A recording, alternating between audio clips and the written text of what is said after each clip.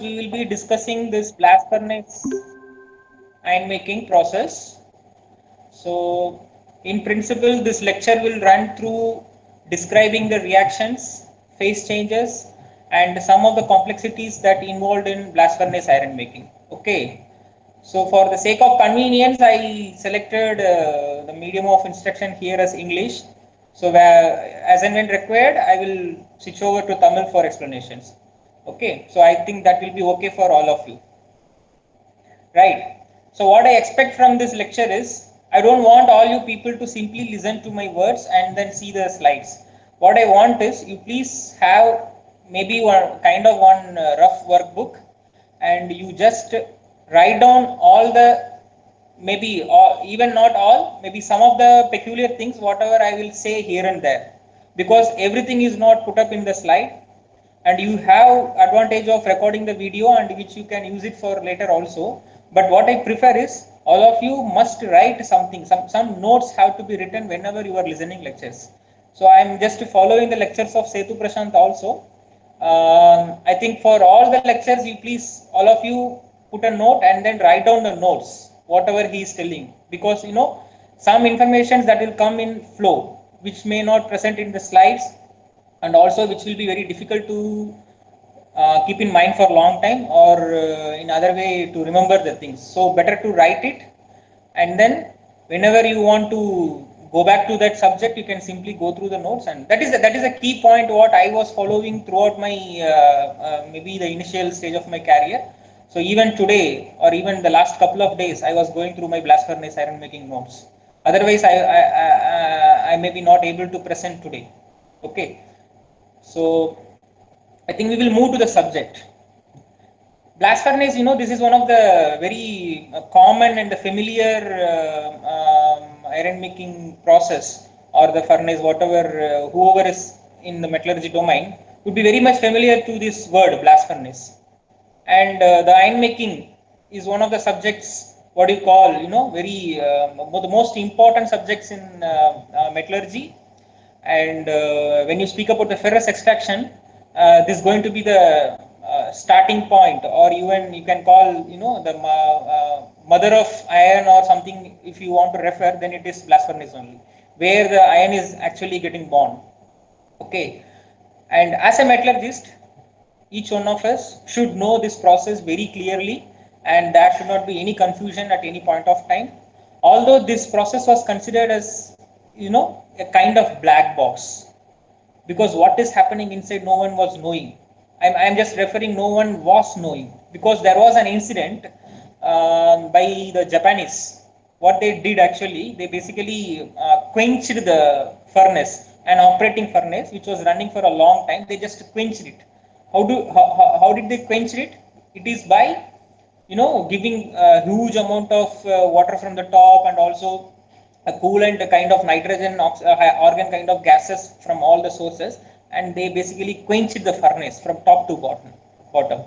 And after that, after maybe a couple of weeks, or after the temperatures were settled down, they dissected the blast furnace vertically. They dissected. So, and they were studying at with respect to the height from the top to bottom, what are all the phases, how the phases has been evolved, and the changes. All these things were basically came out after this Japanese study of dissection of this blast furnace. So from there, I think most of the informations of the blast furnaces are taken, or the people were trying to understand from that study only. So from that point of time, this blast furnace is not being called as a black box, but still there are some things which is mystery to this blast furnace. Things were not knowing clearly, but comfortably you can say that the science behind the iron making process, or how this iron ore is converting to molten iron, and the sequence of the process, and what are all the parameters that one can want to adopt for control the process, the quality of the molten iron, or to increase the productivity. The many things that been drafted after that dissection study. So, and our lecture also will go in that fashion only. So I think with this brief, historical things related to blast furnace, let us move to into the subject. So before going into the science or the reactions, whatever happening in the blast furnace, I want all of you people to keep some facts in your mind, because these facts are going to help for your understanding. Without these facts, you cannot understand the blast furnace, or else it will be kind of confusion here and there it will come. There is a classical way the blast furnace can be explained, from top to bottom or from bottom to top. It is based on the convenient of the lecturer or any speaker, that the way they understand properly, they will try to understand. One can start from the blast, the hot blast, and they can explain the phenomena maybe from bottom to top what it is happening. Or some people, they can try to explain the phenomena from top to bottom. So if you see in these two aspects, I would like to prefer top to bottom. So our lecture also will go in that fashion only, from top to bottom. We will just go into the blast furnace from top, and layer by layer what is actually happening we will see. Okay, I will try to create that virtual environment for all of you, so that you can understand the things what it is happening very clearly. So for these explanations and to develop that understanding, let us have some general facts about the blast furnace, which all of you want to remember. One is, the solid particles, or so-called burden materials, that actually descends down. So this, just keep in your mind. Anyway, it is quite natural. Whatever you put on the top, that will descend. But what I want from all of you you have to remember always that the solid particles are descending down, and the gases are also called as the mixture of reducing gas, CO2, that is basically ascending up. So this together, it make the blast furnace a countercurrent reactor.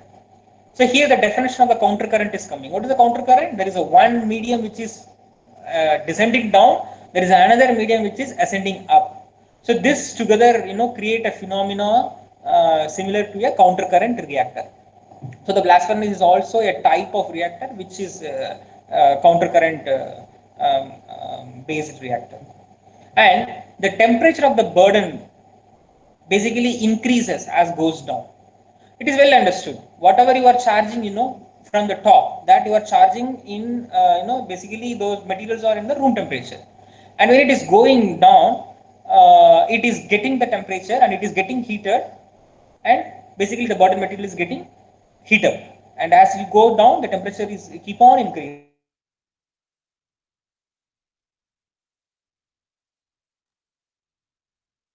And of course, in the other way, the temperature of the gases that is coming from the bottom, that is getting decreases. So that the temperature, the gases or the blast, what basically you are injecting in the tubes, that is in the bottom, that experiences the maximum temperature at that zone. And when it is ascending up, it is basically giving the heat to the burden materials, what you have charged from the top, and those materials are taking the heat, and the gases are leaving with the lower temperature.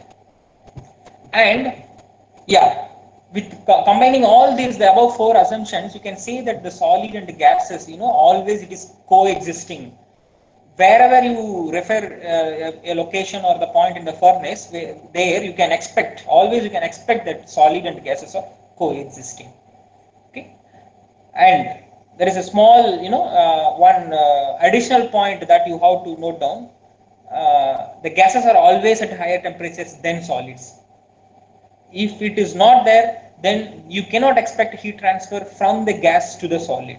So always, almost always, there are few zones where you can expect, very minimal difference in temperature between these gases and the solids. But in general, you can assume that gases are always at a high temperature than solids in throughout the furnace, wherever you can take as a reference. And for understanding the phenomena, or to to what do you say, to understand the reactions, whatever it is happening at a different zone of the furnace, I always prefer to keep the temperature as a reference. As I already told, the solid is descending down and the gas is going up. and every zone, if you make any cross section at any height of the blast furnace, there will be a point of reference that you can take always as temperature. The temperature can be taken as a reference point at any location of the furnace. Even in the cross section, the temperature will vary from one end to center, and the same way from center to the another end. But better to always keep a temperature as a reference for any phenomena to understand. Why I am linking this temperature here? Because everything is controlled basically by the thermodynamics principles and the kinetics. Okay, this thermodynamic principle and the kinetics, thermodynamics, as for the last two classes, Setu is taking that the principles and the fundamentals of thermodynamics. It is very clear. I think that introduction and that whatever the detail what he is giving, that is sufficient enough to follow the most of the reactions or the most of the phenomena that is taking place over iron making, steel making, or even the product side. So in that way, if you see for the thermodynamics, the temperature is one of the most important factor which decides whether the reaction is occurring or not. So that's the reason I would always prefer the temperature can be a reference, and so that by making the temperature as a reference, you can understand that this reaction is happening and this phenomena is happening, and this is the changes it is happening. So in that way only my lecture also will go. And yeah, this is also another assumption that for all the discussions whatever we will have in our lecture, that is restricted to the ideal blast furnace. What is called ideal blast furnace? It is nothing, ideal blast furnace means this is basically the concepts and the phenomena and the sequence what we are going to speak, that is applicable only for a blast furnace which is completely ideal, in the sense that do not have any external influence. Suppose if you take my explanations to a plant, any plant A, plant B, there are several plants which is operating n number of blast furnaces. So that plants may have their different, their peculiar way of operation, so that the sequence may change, the sequence of phenomena may change, or the location of the phenomena what we are going to speak, that may change. So that's why I am referring here it is an ideal blast furnace. The plant persons may try to run the furnace as fast as possible.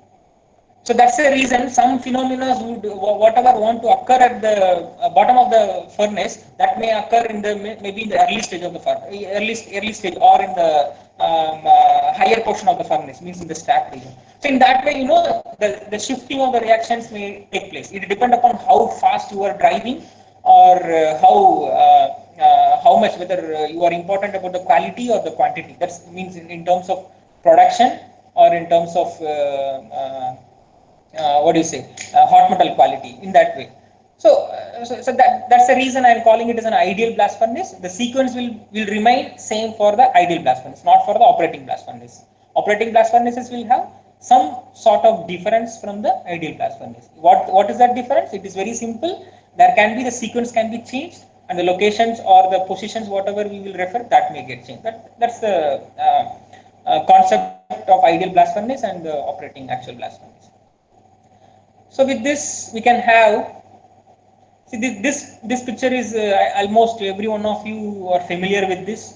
This is the shape of the blast furnace, and that have a throat. You can see the first the mouth. Immediately after the mouth of the blast furnace, this portion is called the mouth of the blast furnace, and this we can call it as a, from some distance we can refer it as a throat, and the major portion can be referred as a shaft. And after that, the belly is there. The belly is a zone where the blast furnace is having a maximum diameter. You can see this portion. Okay. And after that, there is a reducing diameter. That portion is referred as a bosch. And there are some injectors where with the help of this only we will inject hot blast and some humidification, all these things, and also the pulverized coal injections. These things are happening through 2 years, and that basically it inject at the point of interference of the bosch and the hearth, initiation of the hearth. The bottommost part is referred as a hearth. These are the different sections. You can see the skeleton view of the blast furnace. So let's go slowly into the process. As I already told, I am going to explain the blast furnace from top to bottom. So the what is actually in the top, the mouth of the furnace, and I am going to charge some particles, so-called burden materials that includes iron ore, coke, and some fluxes like lime, quartz. As per requirement, there can be some other fluxes also they do add. So these are the particles we use to charge. There is a sequence how to charge it. It is not like mixing everything and then putting. It's a sequence. You can, if you go through books, some textbook informations I'm not covering here for the sake of simplicity, and also to what do you say, to give more other information. I'm not covering some textbook information. The charging pattern is clearly explained in any of the iron making books if you refer.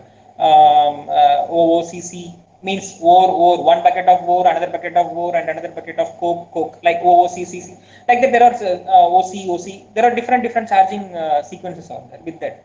Let us see what is actually happening while charging. That is important. That is more important, which is not given in most of the books. So when you charge it, it is a very simple phenomena. You can understand. You take any solid material and you just try to create a heap in the floor. Even in some in villages, you can see that rice grains or some other things, when they try to make heap. So that sort of heap I'm trying all of you to make with some solid material. What you can experience is a kind of pattern like this.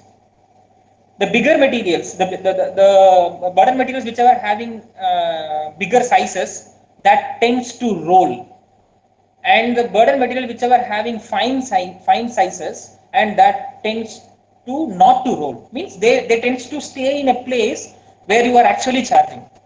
That's why you will get in the side of the heap, you can see the larger materials will roll down and then it will occupy in the sides or even the bottom, both the sides. Okay, and in the center of the heap or in the top portion of the heap, you will always expect the fines. This is the way. This is completely based on the size of the material what you are charging, because you cannot come up with the burdens which of exactly of the same size. It will always have a size range. Size range means the sizes in that lot will vary from one size to another size. So one cannot come up with a kind of charging materials which are of exactly of diameter this d. That is impossible. You will always get plus or minus. Okay, some range will be there. So that range basically create this sort of difference in accumulation or whatever you can call. And there are different types of charging methods are there. Single bell, I think, and then there is a tubing system. There are different methods are there. You can create two types of this, the distribution. That is, one is a V type, and what it is shown in the figure is the V type, and there is another is called M type. Okay, this M type and V type, it is nothing. The V type is what you are seeing is the V type. When you actually pour it somewhere, it will create V type only. There is a as I already told, throat is there, and the bins which is basically charging through a chute. This chute and the throat, there is a gap between these two. If you play with this gap, you can basically end up with V type to M type. So if you try to charge near to the throat wall, then you will end up with a V type kind of curve. You can, I think I am not able to write it over here to explain, but you can see in the video, it will create like this. It will create when you charge it in the near to the wall of the throat, and when your loading point is moving away from the throat, then you are likely to charge in the center. Okay, in that case, it is expected to create M type. Okay, so that's the reason. This is the one way you can play with charging, and the another way is by the stack height. If you move up and right, or if you move along the height of the stack, then you can also expect a different type of charging. either with the different pattern, that is the V type and the M type. This is the way. The basic principle is that the smaller material or the finer sizes would expect to stay in a position wherever you are charging, and the bigger materials are tend to roll down to the exterior or to the periphery of the cone, whatever we are seeing in the figure. And and physically, what sort of forces these particles are experienced? One is the overlying load, because as the charging proceeds, as the process is also going, the charged materials are, as I told, it is descending down, and you are basically loading over and above and above to that the first layer, so that the underground layer will experience some amount of overlying load, and there can be a friction due to the neighbor particles. And since the gas is ascending up, it will also experience buoyancy force, and there can be abrasion near the wall zones. These are all the different type of forces are experiencing. And to basically to qualify the raw materials to charge, whether it can be charged in the blast furnaces or not, there are testings have to be done. Shatter test, tumbler test, all these testings for the raw materials have to be done.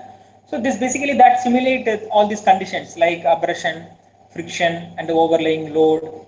And when you charge from the top, whether it is getting disintegrated or not. These are all the phenomena that will be taken care in the testing process, so that you can qualify the material is it is good, and it is physically, it have the strength which can be taken as a charging material. Okay. And the angle of repose, that's the angle of the heat, and the particle size and pressure. These are the things we discussed basically. This angle of repose will change based on your size mixture. The size mixture is very narrow, and if the size mixture is very wide, then accordingly the angle of repose will change, and you will end up with B type to M type, and also sometimes it will be flat also. Okay. So now let us come to the iron ore reduction. I think this also very familiar to most of you people.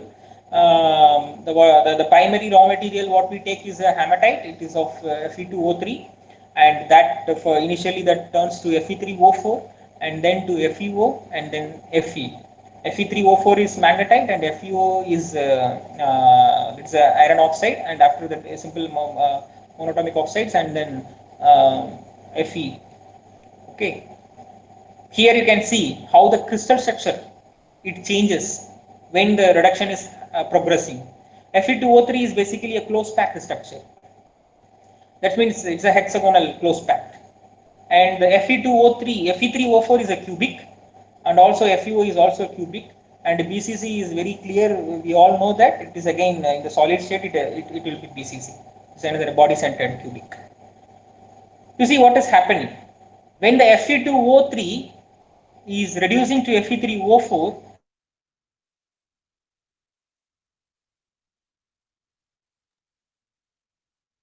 Already mentioned, it's a HCP, it's a closed packed structure, and the cubic is a open structure. So basically, it's a closed packed is getting, it is expanding. The voids are more number of voids are creating in the cubic, so that this volume expansion is there. That accounts for around 20 to 22%. And after that, there is a cubic to cubic. So there is no significant volume changes. And after that, cubic to BCC, the solid, liquid state, everything is there. There also not much volume is coming into role. The first part you have to understand that Fe2O3 to Fe3O4 accounts for 20 to 22% volume expansion due to a change in crystal structure from HCP to cubic. And these are all the oxygen potential I am referring, that Fe2O3 and Fe3O4 and FeO. You can see total 75% of 30, that is 30 is the total amount of oxygen you can refer in Fe2O3. Out of this, the FeO is having 22% of oxygen. It means the total of 75% of 30 is actually getting removed in the at the last stage, that is FeO, when it is converting to Fe. And from 30 to Fe2O3 to Fe2O4, it is just a 3%, and after that it is just a 5%. And the maximum amount of oxygen you are going to remove when the FeO is reducing to Fe, and where you require, very low partial pressure of oxygen, or in other way you can say the reducing potential of the mixture of gases has to be very high, so that the FeO can be reduced effectively. So now the question comes, these are all some equilibrium values I am giving, that the PCO by PCO2 for FeO at 900 degrees Celsius, what it requires is 2.3, the ratio. It means the amount of CO has to be very high, then only the FeO reduction will take place. And at 900 degrees Celsius, it's just a mere amount of CO, very minor quantity of CO in the gas itself will reduce Fe2O3 to FeO. It's simple. So the reason is, I told, maximum amount of oxygen you are removing in FeO stage, where you require more amount of reducing potential in the gases. Okay. So now the question comes, there are a lot of, n number of, at least not n number, at least 4 or 5 number of iron ores, different iron ores are there. So which is better basically? Which can be taken for the iron making process, and that can lead to an efficient way of extracting iron from that ore. Like hematite is there, magnetite is there, goethite is there, and also pyrite. There are many ores are there. If you see, the hematite and magnetite are the rich ores. Others, goethite and other things are also ores, but that do not have good amount of iron. So those things can be neglected in that stage itself by saying that they do not have a good source of iron in other ores. So the question comes narrowed down to hematite and magnetite. The answer is already I have given in the same slide. That the reason is, if you take Fe3O4 as a starting material, what it will do, the Fe3O4 will transform to FeO, and FeO will transform to FeO. Anyway, the reduction will take place. But in addition to the phenomena what is happening for magnetite, if you take Fe2O3, that is a hematite as a initial raw material, as I already told, there is a volume expansion is happening when it is changing from Fe2O3 to Fe3O4. So the thermodynamics says that the reduction is taking place irrespective of your initial raw material, whether it is a hematite or magnetite, and it will follow the sequence. But the kinetically, whether the reaction is faster or not, the reduction, the rate of the reduction is increasing or not, that is basically dictated by the physical state of the burden material what you are charging. The physical state in the sense lump, fines, smaller size, bigger size, like that there are many things are there, so that it can be classified. So here, if you assume the size is same, like if you take a lump of 6 mm and then of the both, and then if you check the rate of the reduction, which is better for what kind of raw material, then you will end up with Fe2O3 as an initial raw material will always get reduced faster than if you take Fe3O4. The reason is there is a volume expansion. That volume expansion basically it will create cracks inside the solid material, and it will create kind of a lot of free energies, or what do you say, free surfaces. In terms of cracks and in terms of voids, it will create inside itself, so that the Fe3O4 to FeO and FeO to Fe will be very faster. If you take Fe3O4 as a lump, there are no there are no sufficient voids or interconnected pores through which the gases can pass through. All the way what we are talking is only the gas-phase reaction, gas-solid reactions. So you need a path. You need some voids, some cracks where the gases can percolate inside the lump, so that the reduction rate can be increased. So this is the kinetic factor which is basically favoring that Fe2O3 is a better ore for iron ore reduction than magnetite. Okay.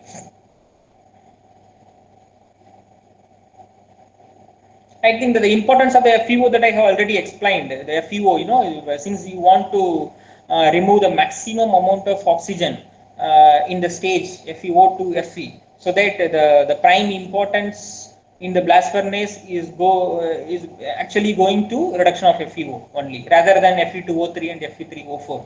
Those things, just by exposing thermally also it will decompose. You don't put any reductant or even the reducing gases. You simply heat the Fe2O3 after 800 degrees Celsius or 700 degrees Celsius. That will automatically, it will convert to Fe3O4. That is called as thermal decomposition. Okay, and let us speak about the mechanisms. The mechanisms are straightforward. One is a indirect reduction and another is a direct reduction. The amount of carbon required for producing per kilogram of iron is also given in direct reduction and the direct reduction. And there are some enthalpy values for indirect and the direct is given. Direct reactions are given. The first one is carbon plus oxygen. It is for the purpose of convenience, it has been separated. I have not put CO and the CO2. So you can see this is basically an exothermic reaction. And when you see this direct reduction, it demands some amount of energy. So it is a heavily endothermic reaction. The second one is the direct is endothermic, and the former is basically an exothermic. And coming to the mechanism, means those are all the different types of mechanism, and the indirect reduction will occur in this fashion.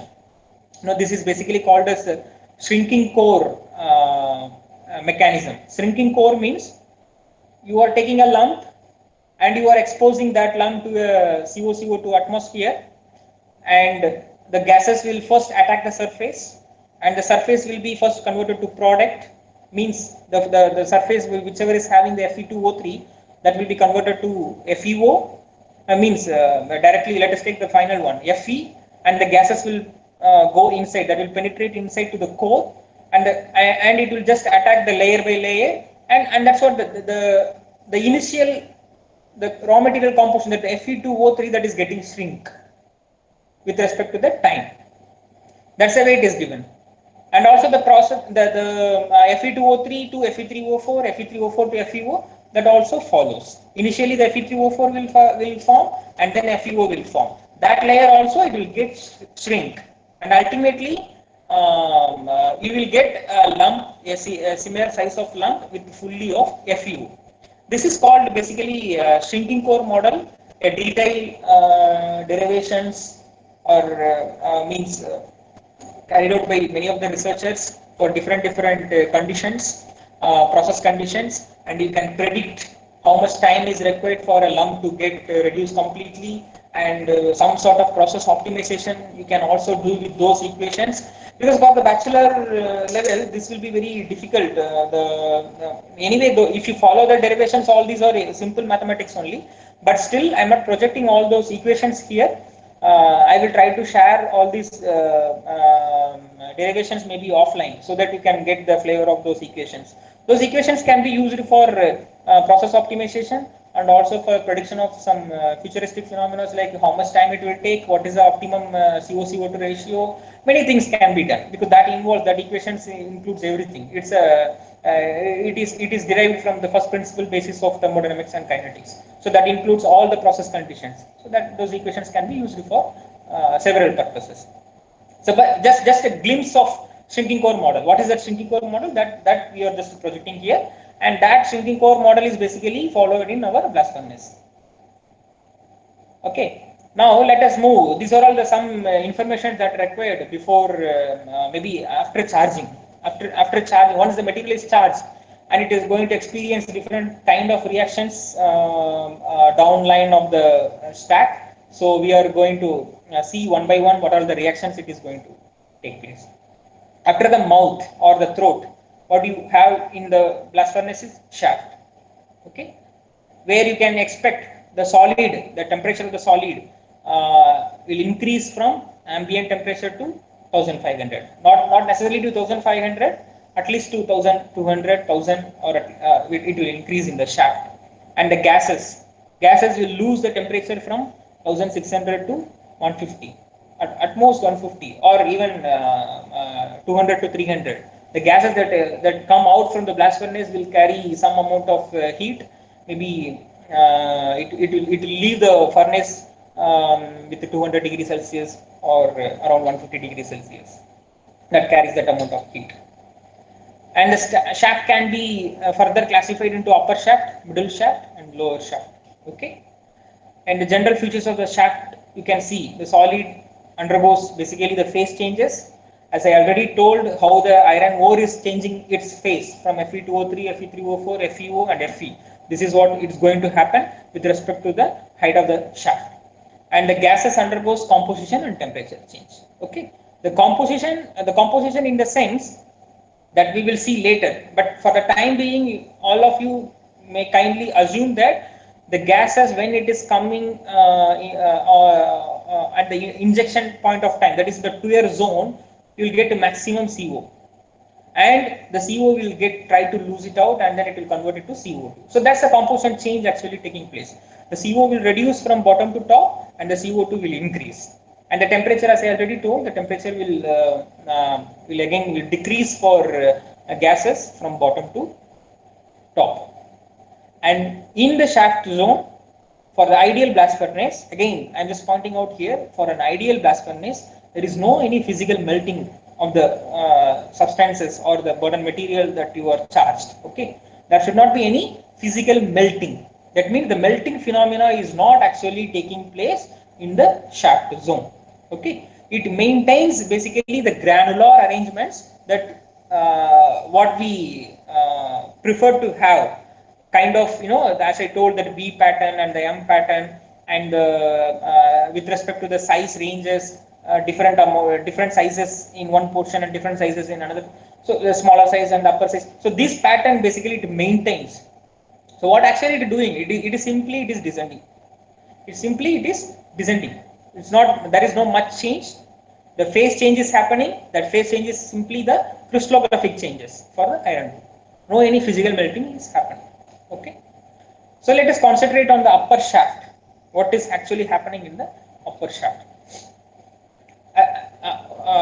Very specific to upper shaft, the solid temperature you can expect from it will rise from ambient temperature to 800 degrees Celsius. Ambient temperature is nothing but room temperature, and the gas that will decrease from 900 to 150 degrees Celsius. Okay. What are all the reactions that you can expect with this temperature? That's why in all the slides I have given primarily the temperature, so that you can easily correlate what are the reactions that is expected to occur in that zone. As soon as you charge the material, first of all the materials will get dried. That's the foremost reaction what you can expect in the beginning stage of blast furnace, or in the beginning stage immediately after charging. Drying, because the climatic conditions are very much changing with respect to every 3 months or 2 months, at least in India, or in other countries throughout the year. This can be different. The humidity will be different. The raw materials whatever we are using, that will carry different amount of moisture into it. So that will get dried, because as I told, 150 degrees Celsius of gas is leaving. So of course the material will get heat up to 150 degrees Celsius, and the water content present in the raw material will remove. That is the moisture removal. Drying, the first is it will physically dry, and the moisture will remove from the charging material. And then, as I already told, there can be a thermal decomposition. You cannot expect thermal decomposition in the blast furnace, because the off gas always carries sufficient amount of CO. This smaller amount of CO will automatically change the Fe2O3 to Fe3O4. In no time it will change.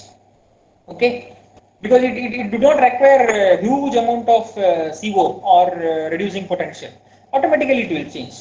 As if you just place the bottom material in that atmosphere with that temperature and with that composition, will automatically the Fe3O4 will form. And as we already told, Fe2O3 and Fe3O4 will crack the substances, and the cracks and the voids, all these things will be generated. And after that, little higher temperature. As you are moving down, you will experience 150 to 200, 300. When it is 300 to 400, we can expect some hydroxides, the bound hydrogen. The moisture is nothing but simply a moisture. It is just what do you say, water content, or a substance which is soaked in water, that will have moisture content to a maximum extent. Okay, in that fashion, that water, that moisture will evolve or release from the, will get released from the material around 100 to 200. But there can be hydroxides, like silicates, iron ore do not have only Fe2O3, it have SiO2, Al2O3, and some amount of hydroxides.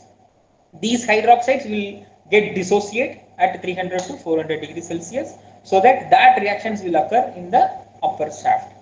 And that's the example is given, that Al2O3 disilicate that have some amount of hydroxides which will relieve at 400 degrees Celsius. Possibly that is the maximum temperature required to remove a hydroxide, means moisture, bound moisture from a substance, 400 degrees Celsius. And another equation, what it is given here, H2O plus CO gives H2 plus CO2. It is basically, it is a water gas shift reaction. Water gas shift reaction is nothing but, as I already told, this is the zone where you will release moisture, and also you have CO in the ascending gas. So this H2O and the CO, it reacts, and then it will generate some minor amount of H2 and CO2. And some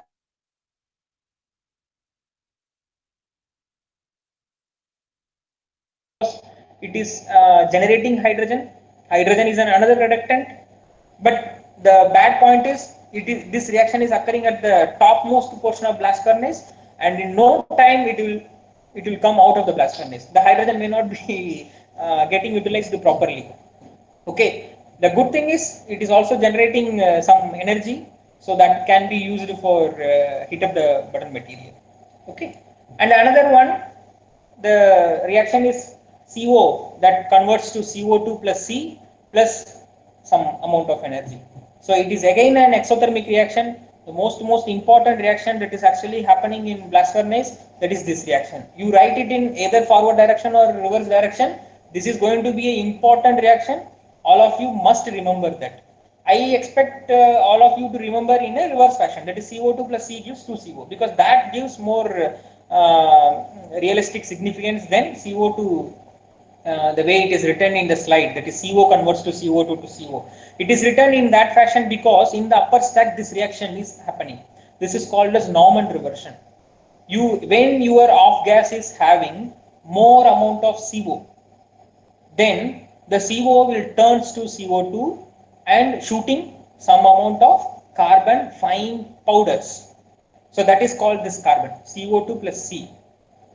So this reaction should not happen at all, because this is basically you are losing your reducing potential. The CO, you are losing your reducing potential because your off gas is having more amount of CO. Why your off gas is having more amount of CO? You have not used the CO properly in the bottom zone of the furnaces. So that's the reason the upper stack is having more amount of CO, and the CO is converting to CO2. The another one fact you want to remove is, CO2 is stable at low temperature, CO is stable at high temperature. In the presence of carbon, these changes can happen. Okay, if you take CO2 in a container and then you heat it to, suppose, a temperature of 1500, then it will remain CO2. It will not change. But if you have a few amount of carbon in the same container, and then if you heat CO2 with some amount of carbon in the container to 1500 degrees Celsius, CO2 will react with the C, and then it will turns to CO. And if you cool the same thing, then the reaction, what it is written in the slide, it will happen. The CO will shoot some amount of fine carbon powders, and then it will turns to an equilibrium state of CO2. This is a understanding that you how to have. CO2 is stable at a low temperature, CO is stable at high temperature. Okay, so this is a Norman reversion. This reaction basically we don't want to a much amount, but there are some advantage of that reaction of Norman reversion. The one is that the carbon, what it is shooting, that carbon will get deposit on the surface of the iron ore, that the burden material. This carbon is very, very fine in nature. This reaction is also called as carbon shooting. This carbon will basically, it will smoothen the descending behavior of the raw material. This carbon, the suited carbon, will act as a lubricant between the particles. So in that way it helps. There may not be a much resistance for the flow in the reactor. So in that way this carbon is good. But a huge amount of, or in the reaction, the rate of the reaction in a very faster way, and if it converts all the CO, then it may not be a good reaction. Okay. That's it is given some facts about the carbon shooting. Velocity of the reaction is considerable at 400 to 600 degrees Celsius. That is the temperature where you can expect this reactions are very fast. And to some extent, a pure Fe can act as a catalyst for this reaction, but it is very, what you say, you cannot expect pure Fe at that zone, because most of the bottom materials are still in the state of oxide, either in Fe2O3 or Fe3O4. So iron cannot present at that location to act as a catalyst for this. And this carbon is very soft in nature, and basically it assists in the material descending in the furnace, and by acting as an lubricant, and it reduces indirect reduction. That's a major point I would like to highlight here, that CO, it is consuming most of the CO is consuming, so that the indirect reduction is getting down. And this reaction is also detrimental for lining because of the carbon shooting. Okay. Now let us come to the middle shaft. You can expect the solid little bit it get heated up, 800 to 1000, and the gases are in the temperature zone of 1000 to 900. And the reactions, what you can expect here. Here also you can expect the same water gas shift reaction as I already told. And this is a kind of reaction. The another reaction, calcination. Calcination is very, very aggressive in that temperature, 1000 degrees Celsius. Even in the rotary kiln also, they maintain 1000 degrees Celsius for calcination. Calcination is nothing but when you add limestone as a flux, CaCO3, that CaCO3 will reduce to CaO and CO2, and the CO2 will evolve. Okay.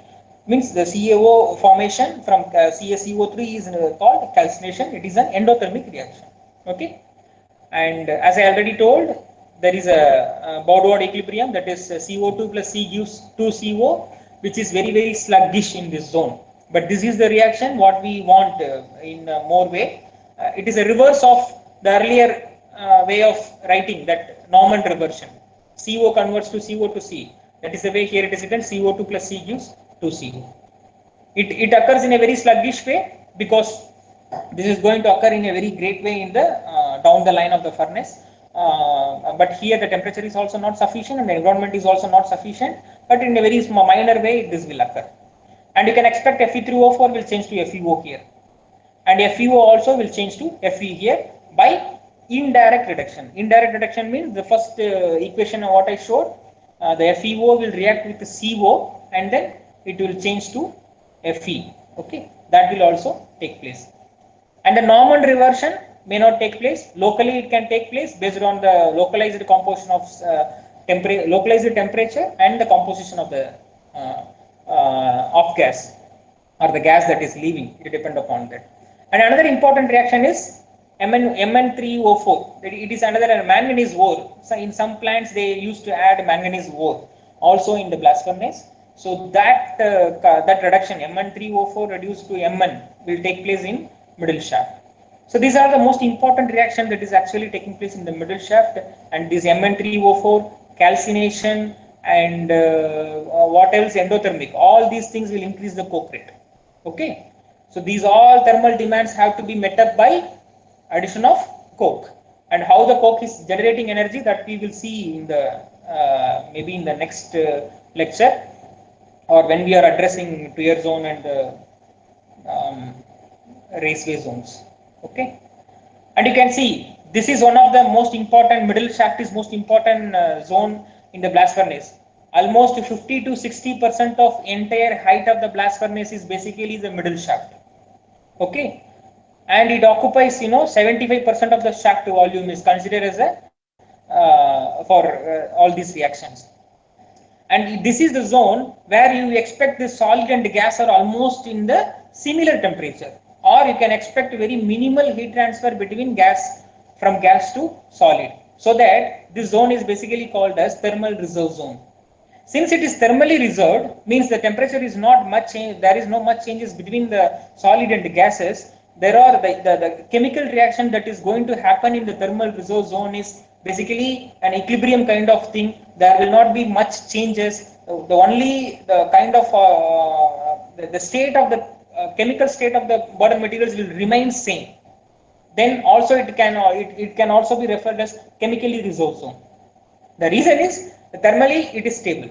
No any heat transfer is taking place, and there is no any temperature, wide range of temperature difference in the zone, so that it is also a chemically reserved zone.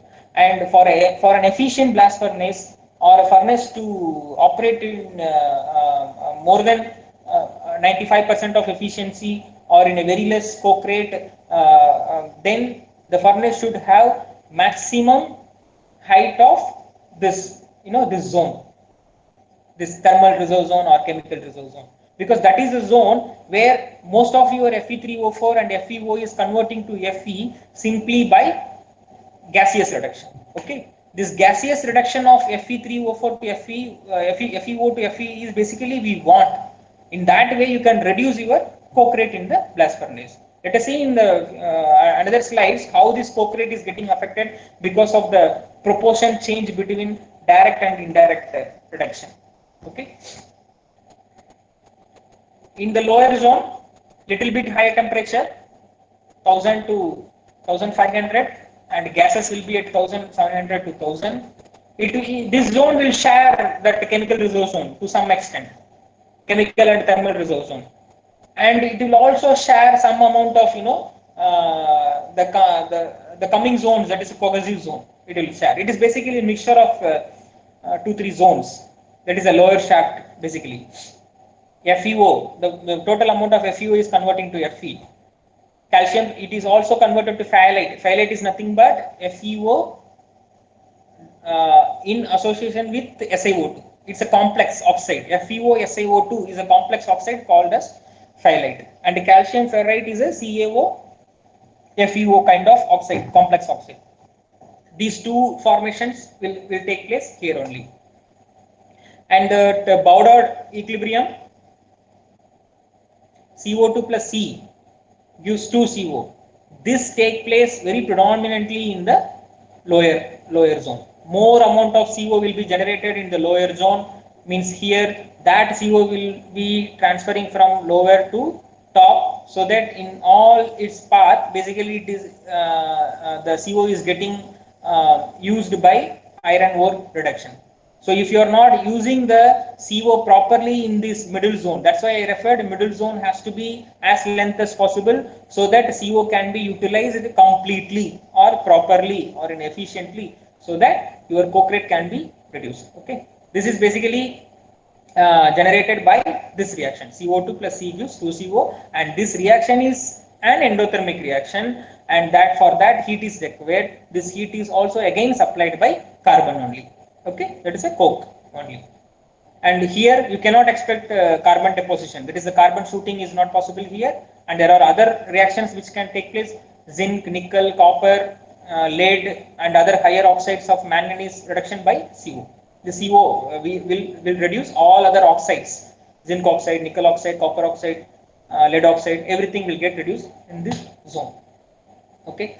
This reaction is called solution loss reaction. That's the Baudot equilibrium. It occurs in the lowest part of the shaft, and because of its endothermic nature, it will just locally the thermal drop will occur, and the reaction is chemically good because it generates CO, but thermally it is very bad.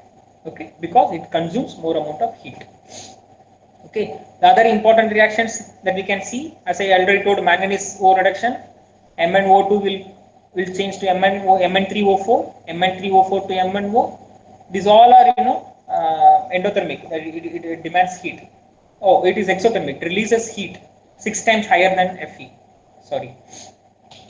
Okay, and this is zinc, lead. there is a problem associated with these oxides, that is zinc cycle and the lead problem. What is nothing? It is what is this? Basically, the zinc oxide that is reduced by CO in the lower zone of the shaft, it releases zinc in the gaseous state. Okay, this zinc will be carried along with the off gas to the top of the furnace, and when it reaches the temperature, maybe in the upper shaft, it will get condensed, because the zinc will not exist throughout the temperature zone in the gaseous form. When the temperature is reduces, it will condense, and the charged material will carry the condensed zinc to the bottom.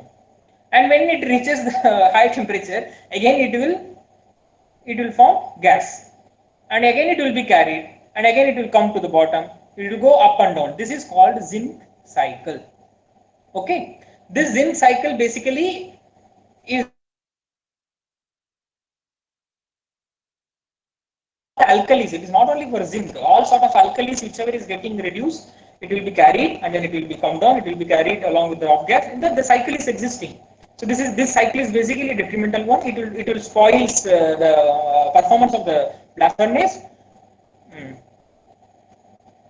by creating some abnormalities like scaffolding, localized scaffolding, jamming of the raw material. It will prevent the free flow of the burden material from the top. All these things it will create, because it will convert to solid, and when it will come down, it will again change to a fluid nature, because the solid can melt and then it can jam. This sort of problems it will create. And the lead problem is another problem. The lead can reduce, and then lead will go down to the heart, and then it will damage the refractory. This is another concern related to another metal which is coming along with the raw material. That's the reason the raw material should be clean of kind of alkalis and lead and other things. Okay, with this, let us just introduce this direct reduction of FeO, and then we'll stop today's lecture, and tomorrow maybe we can continue. As I already told, middle shaft, this is the gaseous form of reduction, what we want basically. With this sort of reaction, you can use maximum amount of CO, and then you can use the furnace in a very efficient way. Maybe you can run the blast furnace in a lesser coke rate. And this is a reaction. FeO plus C gives Fe plus CO. It looks like chemically good because it is generating CO. Maybe you people can argue with me, but I can say this is not a good reaction, because it involves consumption of direct carbon. That is the one thing. The reaction will not occur in this fashion what we have written. FeO will not react with the carbon, because FeO is solid and carbon is also solid. At that temperature, what we are talking, that 900,000 degrees Celsius, a solid and a solid will not react. The kinetics is very poor. Okay, it reacts in this way. FeO will react with the CO, Fe plus CO2. That CO2 again react with the carbon, and then it will generate CO. If you make a balance of this equation, you will get, if you make a balance of this equation, you will get FeO plus C gives Fe plus CO2. The CO2 cancels, and FeO plus CO, and one CO cancels, gives Fe plus CO. Okay, this is the direct reduction. So you can see indirectly the carbon is getting consumed.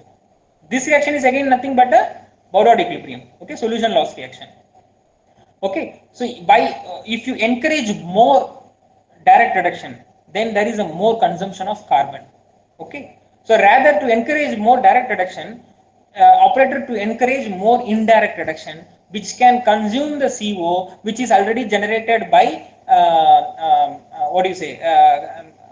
amount of Baudot reaction that occur in the bottom of the furnace, which cannot be neglected at all. Okay, some amount of Baudot equilibrium you cannot neglect in the blast furnace. That has to occur, and that has to generate CO, and that CO you have to use for indirect reduction of iron ore. Rather, if you go for more amount of direct reduction, a part of Baudot equilibrium is already happening, that is generating CO. And if you encourage more amount of direct reduction, this is also encouraging further Bordeaux reactions, and that will generate additional amount of CO, and ultimately you will not be in a position to use maximum CO for your iron ore reduction. In that way, and additionally some amount of carbon or the coke is demanded by direct reduction, and also the same direct reduction also demand heat. This is an endothermic reaction, as I already told. One way it is consuming carbon, in another way it is demanding the heat. So that heat is also need to be supplied by carbon. So ultimately you will end up with higher coke rate. So a furnace has to be, some kind of optimization has to be there. 70% direct reduction, 30% carbon based direct means sorry, 70% indirect reduction and 30% or 80-20. Some sort of optimization has to be there. That's the reason I told whatever I'm describing, these all are restricted to ideal blast furnaces. Our plant people will not operate blast furnace in this way. They will drive fast. They will go for more direct reduction. Okay, you can see here the economics of coke is playing coming into picture here. Not only the economics, also the environmental issues. As much as amount of carbon you use, you will release more amount of carbon dioxide. The whole story of steel plant, relays in this reaction, that is CO2 plus C equals to CO, or the direct reduction. Okay. Thermal deficit, as I already told, this demand the carbon, and chemically good, thermally very bad. It is already, this is concluded in our previous slide, and this dictates basically the importance of middle zone. This is the way, as I told, this lower zone basically shares some amount of middle zone and some amount of the bottom zone. So in that way, you can shift your lower zone. That lower zone means I am not telling the physically the zone of the blast furnace. I am telling the reactions happening. If you shift the reactions happening towards the upper part of the blast furnace, then you are losing carbon.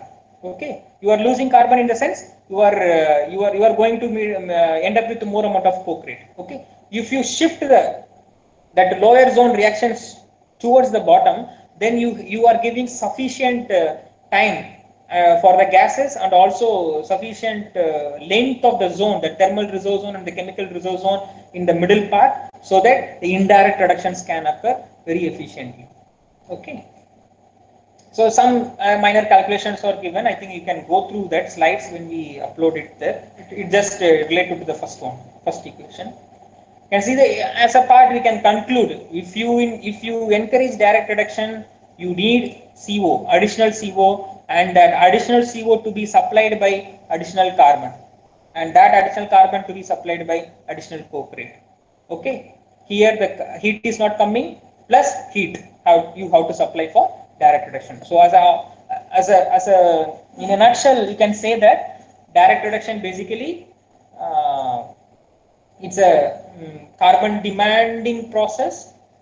Then the theoretical requirement, or the optimal blast furnace operation, whichever demands. Other than that, it will demand. So you have to have very much control on this proportion of indirect and direct reduction in the blast furnace. Okay, so I think here we can stop, because we have completed till the shaft part. So tomorrow maybe we can little go inside to the blast furnace, maybe in the Caucasus zone and the Bosch region, Pelly region. Here we can start. So with this today's lecture, if you have any questions or any clarifications, you can ask.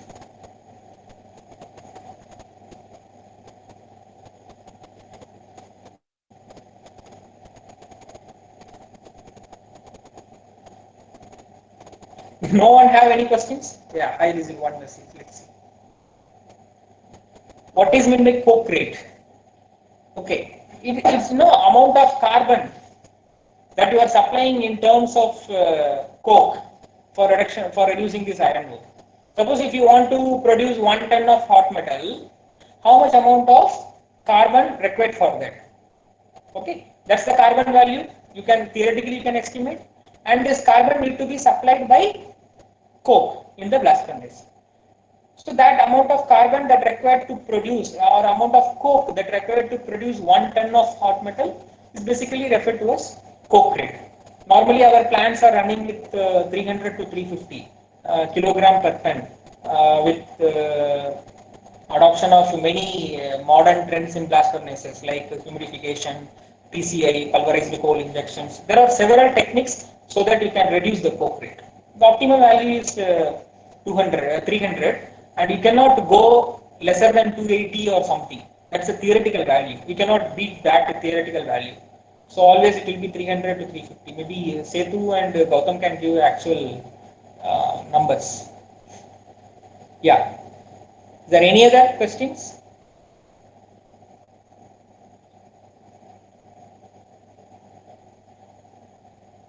The concepts are clear to all. Whatever we have discussed today, all of you are clear with that?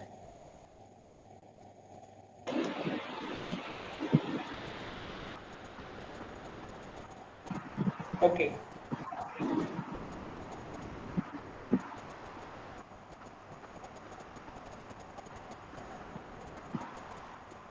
So I believe most of you people have understood properly the reactions what it is happening in shaft. Okay.